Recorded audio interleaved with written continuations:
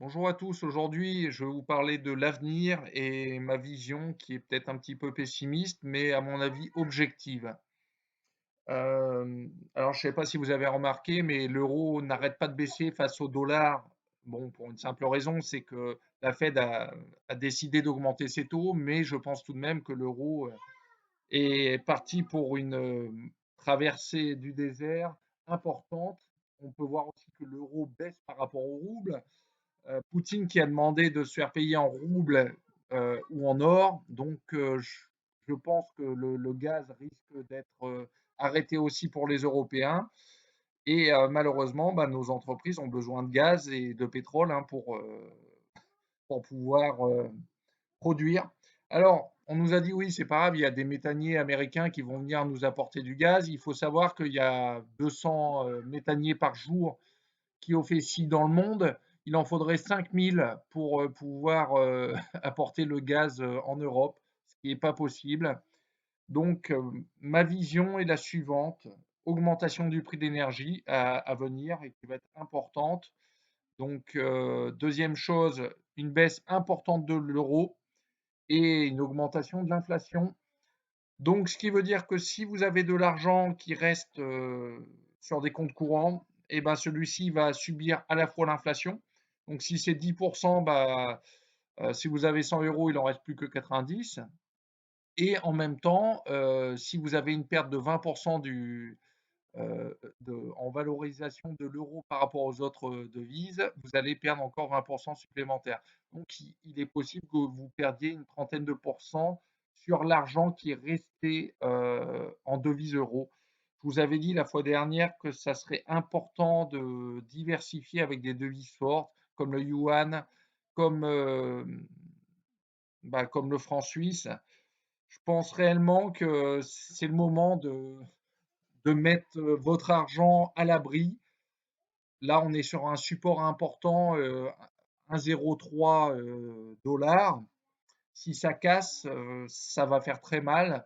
Alors peut-être qu'il va y avoir un rebond, hein, je ne peux pas présumer hein, de l'avenir, mais je pense tout de même que l'euro sur le très long terme est voué à s'effondrer, y compris le dollar. Hein.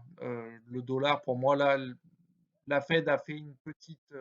Ils ont fait un bluff hein, en remontant les taux, c'est pour faire remonter le dollar, mais par la suite, ils savent très bien que en montant les taux, les entreprises ne vont plus faire de bénéfices et il va y avoir un effondrement de la bourse, ce qui a déjà commencé sur le Nasdaq. Hein, vous avez pu voir plus de 20% de pertes.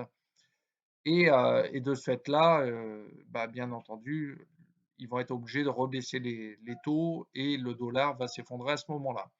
Alors, qu'est-ce qui se passe en période d'inflation et en dévaluation monétaire? C'est ce qui s'est passé en Turquie. Bah, vous avez vu que la bourse a explosé, c'est ce que je vous avais dit la fois dernière. Je vous avais montré que c'était intéressant de mettre de l'argent en bourse.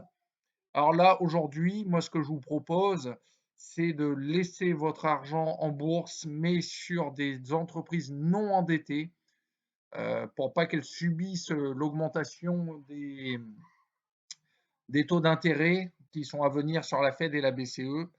Deuxième chose, les entreprises qui ne subissent pas d'inflation, donc ces entreprises qui n'importent pas les matières et qui, comment je pourrais dire, qui ne font pas de transformation. C'est-à-dire qu'une entreprise comme Saint-Gobain qui va transformer par exemple du silicium pour faire du verre, il va falloir qu'elle chauffe ce matériau pour le transformer et le prix de cette transformation va augmenter. Donc, du coup, la marge va diminuer. Sauf les entreprises au pricing power, c'est-à-dire qu'ils vont pouvoir répercuter cette hausse du coût sur le, comment je pourrais dire, sur la personne qui va acheter. Mais voilà, privilégier finalement les mines d'argent, les mines d'or, les mines de produits dont l'inflation va être importante dans les années à venir. Donc, que ça soit le cuivre, que ça soit le cobalt, par exemple, hein, si on pense aux batteries. Voilà. Et les entreprises qui ne sont pas endettées, ce que je vous avais dit avant, Voilà, je pense avoir fait le tour. J'espère ne pas vous avoir sapé le moral pour l'avenir, mais voilà, je pense qu'il faut essayer de se démarquer un petit peu et éviter de rentrer dans un piège à se dire ouais, mais je garde mon argent en fonds euro. L'euro pour moi ne va plus valoir grand-chose dans les années à venir. Euh, alors en géopolitique, qu'est-ce qu'on va risquer? Bah, c'est simple, hein. Imaginez que l'euro s'effondre. Bah, il s'est déjà effondré de 20% quasiment par rapport au dollar et je vous dis même pas par rapport au franc suisse. Qu'est-ce qui va se passer? Bah, du coup, on va avoir le prix de l'énergie qui va augmenter vu il est en dollars. On va avoir quoi? Du coup, tous les produits transformés qui vont augmenter aussi pour les Européens et les Français. On a la chance en France d'avoir des réacteurs nucléaires, mais il faut savoir que l'électricité est basée, du moins, le prix de l'électricité, c'est un prix européen et c'est pas un prix français. Donc voilà. Mais en tout cas, on pourra peut-être faire quelque chose et s'en sortir un peu mieux que nos voisins allemands, italiens et autres. Et l'avenir, les 10 ans à venir sont, à mon avis, ça va être une décennie très compliquée pour les Européens. Les Américains vont un peu mieux s'en sortir parce qu'ils ont de l'énergie, un peu plus chère que les Européens.